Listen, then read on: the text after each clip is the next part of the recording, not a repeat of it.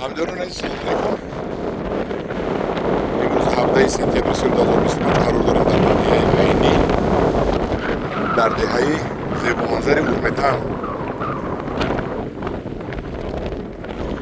در باغی بنیاد نموده برادرمان موین جان.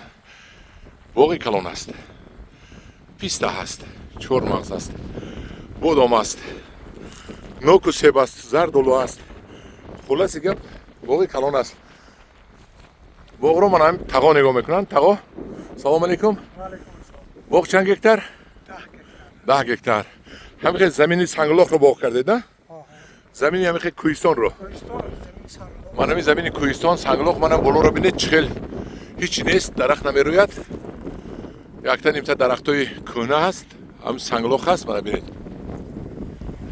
این سنگلاخ رو، همین سنگلاخ رو تازه کرده مبین با تقایشان. اکم چی نام دارید؟ اکابر شما شودروز جان. همینا یک جای تازه کرده از سنگ یک قسمت تازه کرده، یک قسمت رو مجبوری من هم خیلی آباد کردن، پیسته شنوندن. من این درختکای پیسته 2 ساله شد. با در پایان از من امسال گرفته شنوندن 1 ساله شد. پیسته ها بینید نشونامای خوب دارد. من هم 2 سال پس پیسته ها میبندد در اینجا در ناحیه عینی پیسته میشنوندیم. چهارمغز ها هست. انا که درباره آبشان گپ میزنم. حوض آب رو که میبینید چند کوب آب میبرد؟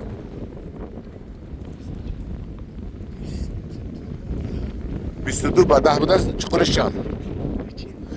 چقدرش 2 چیل، درازش 22، برش 10. اکن چند کمی برد حاضر حساب کردن نشینیم. من آب آماده شده است. من ببینید آب اونجا اقصاد است. دیدید اینجا دم میبیاد از سبب که حوض پر است ولی آب خون اینجا بسته شده است. دو تا حوض داره اینجا ذخیره میکنن، اونجا تقسیم میکنن. بعد با باغ روانه کرده میشد. با قسمی بالای باغ با نساس داده میشود. درست؟ نه اینجا بالا قسم بالای با نساس آب رو از اون طرف دره اون پایان و دریای زرافشان رفته است. در پایان انامه رهی پنجکنت بینید و از راه اون طرف کوههای پنجکنت ها وای کوههای عینی بباید. انا هم کوه از همونجا آب گفته چند کیلومتر؟ 5 کیلومتر از همونجا آب بیفته آورده همونجا کجایی ده از دریا گذراندگی هستن. همون دره ده ها وای دره ده نه از دریا چه گذراندید؟ همونجا کوپرک دارد، از همونجا گذرانده آورده همینجا ساختن که این به نهایت پول و مصرف کلان دارد، لیکن با مقصد از خودشون یگان یادآوری موندن در آینده. این البته یگان حاضر فایده نمیبیند، فرزندانش میموند و تاجیکستان میموند و نویره و اویره میموند. انم خیلی سنگ زمین رو آباد کردن، هم خیلی سنگ زمین رو آباد کرده، حوض ساخته، باغ ها ساختن. حاضر پیش درخت ها میرویم. خدا دستتان در رو نبیند مبین جان، جورا جان. اینقدر مبلغ صرف کردید تا که وطن آباد شود. آمدیم پیش درخت چهارمغز. درخت چند دره می باشد. من این چهارمغز ها علکه بستگی من ببینید این زوغ نول زده است کو؟ زوغ نول زدگی. چهارمغز های چند لر من بستگی است. دیدید 1 2 3 4 تا 5 تا همین درخت 5 تا چهارمغز بستگی. اینجاش رو چی خورد؟ ملخ خورد می عینی به ملخ اومد می ملخ های محلی. همین سال ملخ جدا زیاد شده؟ همین سال گرما شد بعد ملخ زیاد شد. در چورباغ هم ملخ زیاد شد. همه حلقی تربوزی ما رو خوردن. وایش هم بستگی ها؟ بستگی من وای چهارمغز ها هر یکتاش 5 6 تا بستگی.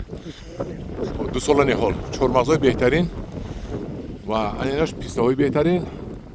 خدا خواهد در این زمین های خالی اینو با امسال با پیسته و چهارمغز میبیاریم. شما هم میتونید از ما درخواست کنید.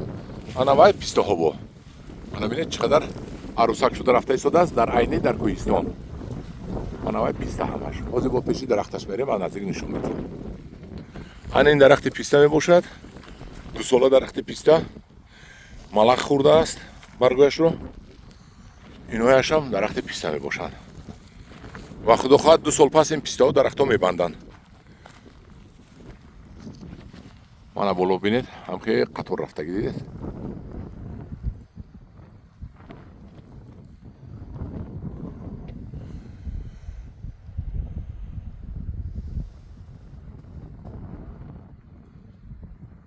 ана мегузарем дасти чап дарахти бодом.